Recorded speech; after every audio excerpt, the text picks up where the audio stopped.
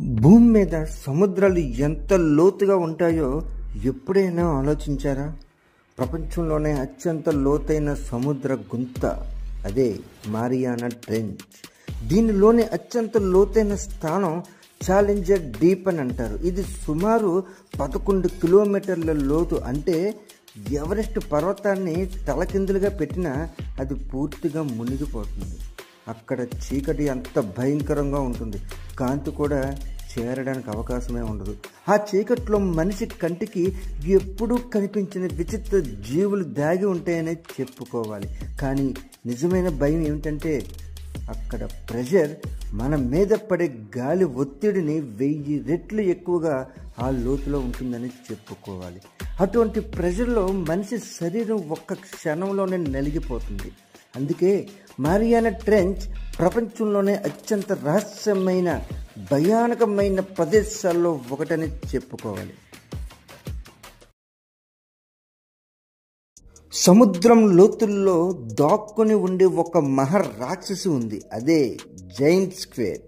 ఇది సాధారణ స్క్విడ్ కాదు, 12 మీటర్ల కంటే ఎక్కువ పొడవు పెరుగుతుంది. అంటే 2 బస్సులు వరుసగా పెడితే ఎంత పొడవు ఉంటుందో దీని పొడవు కూడా అంతే ఉంటుంది. దాని పొడవైన టెంటికల్స్ ఒక్కసారి ఎవరికైనా చుట్టుకుందంటే తప్పించుకోవడం అసాధ్యమని చెప్పుకోవాలి. ఇంత పెద్దదిగా ఉండడంతో ఇది మహా సముద్రంలోనే త్రిమింగలాలకే పోటీగా పోరాడుతూ ఉంటుంది. శాస్త్రవేత్తలు కూడా దీనిపై చాలా ఏళ్ళగా వెతికినా ఇది చాలా అరుదుగా మాత్రమే కనిపించింది తప్ప దాని అసలు జీవన శైలి ఇప్పటికి కూడా రహస్యంగానే ఉంటుంటే ఇది ఆశ్చర్యమే కదా.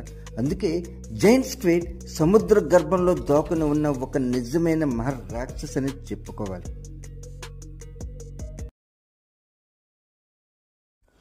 సముద్రంలో చిన్నగా కనిపించే పవర్ ఫిష్ మొదట చూసినప్పుడు అమాయకంగానే అనిపిస్తుంది.